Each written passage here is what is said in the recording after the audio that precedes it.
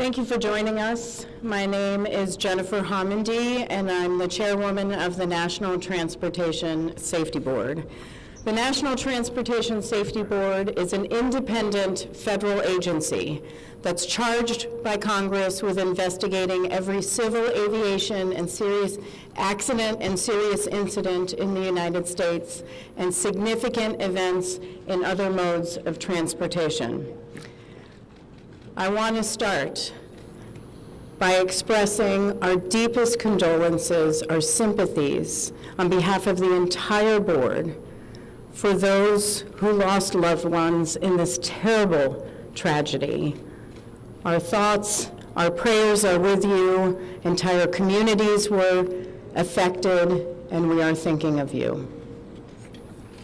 With me today is Bryce Banning. Bryce is a senior aircraft accident investigator with the National Transportation Safety Board. He's also going to serve as our investigator in charge of this investigation. Also with me today is the entire board. We have Todd Inman, member Todd Inman. Todd is going to serve as the board member on scene, the spokesperson for this investigation. All of the board members will be here. We have Vice Chairman Alvin Brown, member Mike Graham, who lived in Wichita for 20 years, and we also have member Tom Chapman. The NTSB's headquarters is just a mile from here, and so we are all here because this is an all-hands on-deck event. And we're here to assure the American people that we are going to leave no stone unturned in this investigation. We are going to conduct a thorough investigation of this entire tragedy, looking at the facts. Now, with that, I want to level set. When we go to the scene, and we were here last night, we allow the responders to do their important safety mission, which in this case was search and rescue and recovery. We stand back to allow them to do their important safety mission. And so this, for us, is our first full day on scene with our entire crew coming together. We have about nearly 50 people on scene, and in addition to our resources back at headquarters in our labs and throughout the agency. So with that said, we are not going to get into specific facts in this press conference. I want to level set here. We're going to get into our investigative process. As we are able to confirm factual information, we will provide that. I do want to say this is a whole of government effort. I was able to brief, along with others, the President of the United States and the Vice President this afternoon. I want to thank them for their leadership, for their tremendous support of the NTSB, for our investigators, and for the responders that are on scene doing an important mission. I also want to thank Secretary Sean Duffy, who I was communicating with early on after we first got word of this tragedy. We've been working together throughout the day, along with his team at the DOT and within FAA. I also want to thank Secretary Pete Hegseth, who was also integral in working with us today. Chris Rocheleau, the acting administrator of the Federal Aviation Administration. We've heard from many members of Congress on both sides of the aisle, and so I will say this is a tremendous, one more time, whole of government effort. I also want to take a moment and thank the many, many responders that have been on scene. It has been an incredible effort. And I will have a full list that I will provide, that we will provide tomorrow, but I do want to thank them for all their work. With that, I'm going to turn it over to Member Inman for additional remarks.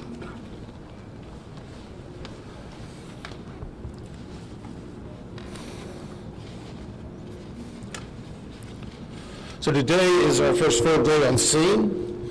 Our investigative team will be on scene as long as it takes in order to obtain all of the perishable evidence and all of the fact-finding that is needed to bring us to a conclusion of probable cause.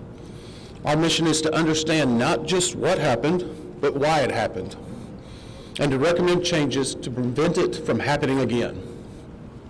Since we're just beginning our investigation, we don't have a great deal of information to share right now. We will keep you informed by giving regular updates as we learn more. Our intention is to have a preliminary report within 30 days, and the final report will be issued once we've completed all of our fact-finding and investigation. Now, we will not be determining the probable cause of the accident while we're here on scene, nor will we speculate about what may have caused this accident. Today, we will be going and having an organizational meeting and establishing our parties to our investigation. We currently have the following parties that are already identified: PSA Airlines, GE Aerospace, Sikorsky, FAA. They were previously known as Bombardier,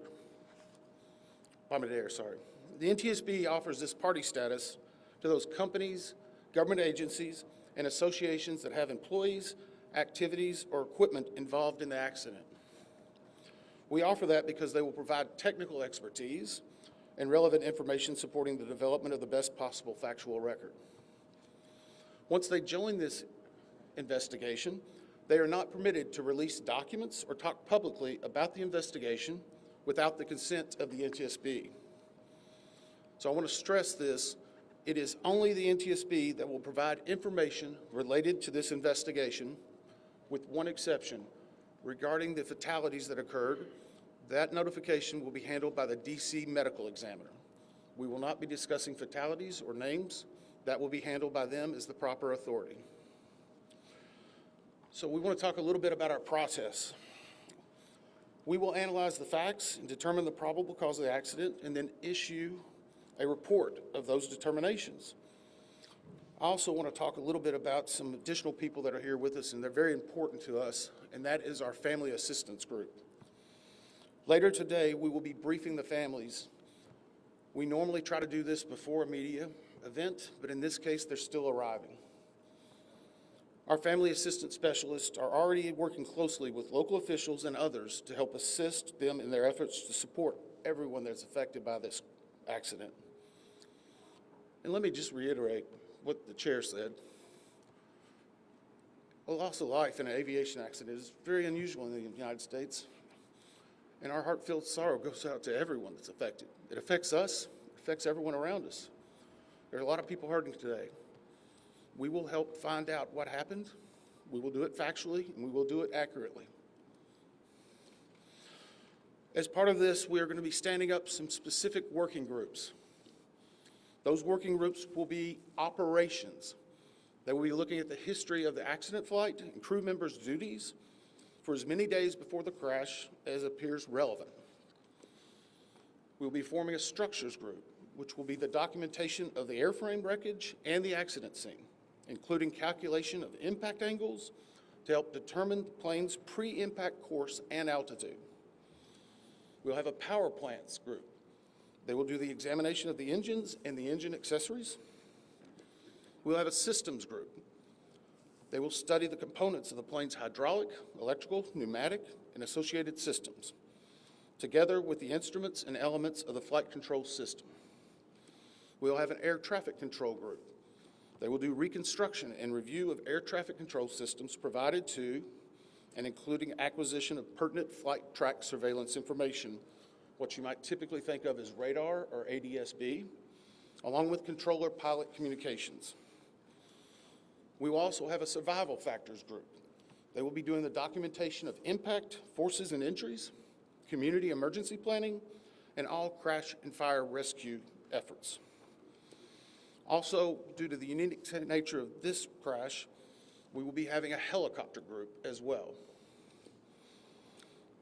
Lastly, we will have a human performance group, and this will not be its own group. It will actually be a part of the operations, air traffic control, and helicopter groups. They will study the crew performance and all before the accident factors that might be involved in human error, including fatigue, medication, medical histories, training, workload, equipment design, and work environment.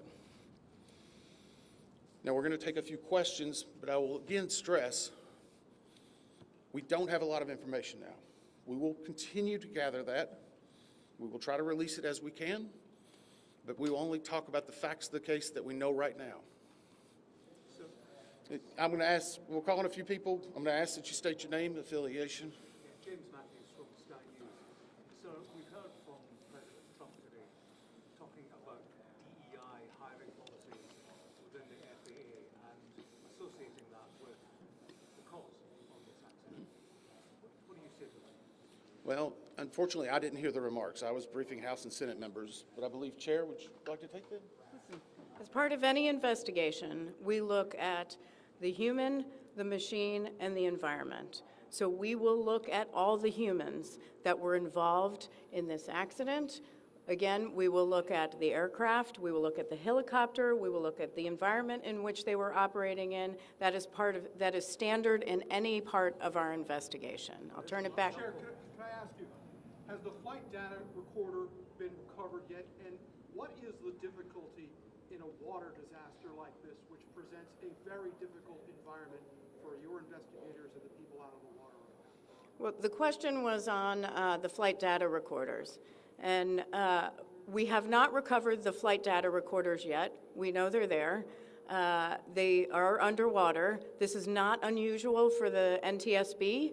We have many times recovered flight data recorders in water. We have our lab right here that is about a mile from the NTSB, so it's not unusual. And once we get those, we'll be able to get those read and information from them to be able to provide further information to you.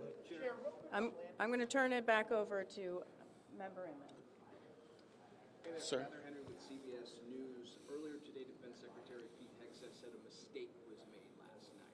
Based off of you all's initial investigations and preliminary findings, have you all been able to tell whether this was human error or mechanical failure? The question was, has there been human error or mechanical failure?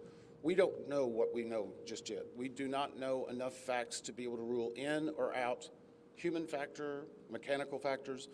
That is part of the NTSB investigative process and where all of these groups will come together. It's one of the reasons why the NTSB is known as the gold standard. We will take the time that's necessary, but I'd also like to reiterate, if we find something that is a significant issue that warrants immediate action, we will not hesitate to make those recommendations and make them public. We have a good track record on that, and we want to continue doing so. Sir. Hello, Sir. Tom Costello with NBC News. Does it hurt your investigative process, maybe for the chairman, does it hurt your investigative process to have the president already suggesting possible causes here as you try to keep an open mind and begin this investigation? Tom, with all due respect, I think the press also likes to state what probable cause is before we get to the probable cause. So what I'm going to say is you need to give us time. You need to give NTSB, it's not that we don't have information. We do have information. We have data. We have substantial amounts of information. We need to verify information. We need to take our time to make sure it is accurate. That's best for you. That's important for the families. It's important for legislators who are seeking answers to try to figure out what they're going to do about this. And so it will take time. We do have a lot of information, but we need some time to verify that. Yeah, Member Chase Williams with Fox Business. I'm wondering about the conditions in the tower last night. Were there any performance issues in the past with any of these controllers? Anything of that? Question is about controllers. As I said, we are just now forming the groups. The controllers do have union representation, which they are entitled to. They'll be working with our party system and our party groups. They'll be conducting interviews. Those interviews will need to be analyzed, transcribed, and other team members will need to look over it. It'll be a long process, but we will go through the entire history. My question is for the chairwoman. Can you tell us more about what the president and the vice president's responses were when you briefed them this afternoon? Sure. So the question was about my briefing for the president and the vice president. As is standard, we offer briefings on our process and what we know, and this was a briefing with the president and vice president and with Secretary Duffy and Secretary Hegseth and also the acting administrator of the FAA. There was discussion on what we know so far and our process, and that was about it. Madam Chairwoman, Stephanie Ramos with ABC News. Similar to Tom Costello's question, the president has stated what may have caused the crash, stating common sense. Does that affect your progress at all at this early stage? Yeah, so the NTSB, we conduct an important safety mission where we take a very careful approach. I'm sorry, the question was on speculating during investigations, which is we often hear about. What I will say is we look at facts on our investigation, and that will take some time. And at some point, we'll be able to provide that factual information, as Member Inman said, and provide that hopefully tomorrow. Hang on a second. Dave. Jefferson from Reuters. Have you been able to retrieve the black boxes from the helicopter? Has the military decided whether they're going to read those to the NTSB? And what about the ATC tapes? Have you guys been up? So the question was about black boxes, which are referred to as black boxes, which are typically orange. We have not recovered any of the boxes involved yet. We feel comfortable and confident that we will be able to. Right now, recovery of life is probably most important in those that were involved. I mean, there are still ongoing recovery efforts involving the fatalities involved, along with some debris is coming out as well. We will make sure that that perishable evidence is maintained. We have a great process for that. We will probably have more than one black box, so to speak. It's our understanding that the Sikorsky helicopter is equipped with some form of recording devices, and those will be read either by the DoD or by us. We have a good starting relationship with them, and we've already made agreements in order to be able to do that. So I feel comfortable in what we're going to be doing. The other question was about air traffic control. We received a very large package of information from the FAA at about 3 a.m., I believe, this morning. That is still being reviewed and analyzed. I would say there's a lot more information that usually comes in that than what you may find online and people might speculate about. And that is part of that overall process where we take the time to get the information correct and to make sure all the parties are engaged and involved and can fact check that information. One. Gabe Cohen from CNN. Can you tell me if the NTSB has reviewed this FAA internal report that has been cited by the New York Times indicating that the controller that was on duty at the time of the crash was doing a job that's usually done by two people? We have not reviewed any specific reports about the controllers at this time, at least from the leadership team. Our investigators are continuing to pull all that information, their personnel records, their files, where they were at, whether they were fatigued. All that information will be part of that investigative process. But right now, we can't speculate on anything that may have been reported in the media until we get the opportunity to validate and understand how it impacts the investigation. We're going to take just a few more questions. Sir? Yes, Oren Khanna, Deeper Magazine. What's the process and the logistics like of bringing the families in? Are they coming into the airport? And how are you going to sort of treat the sensitivity of bringing them to the place where this tragedy happened? So the question is about the families.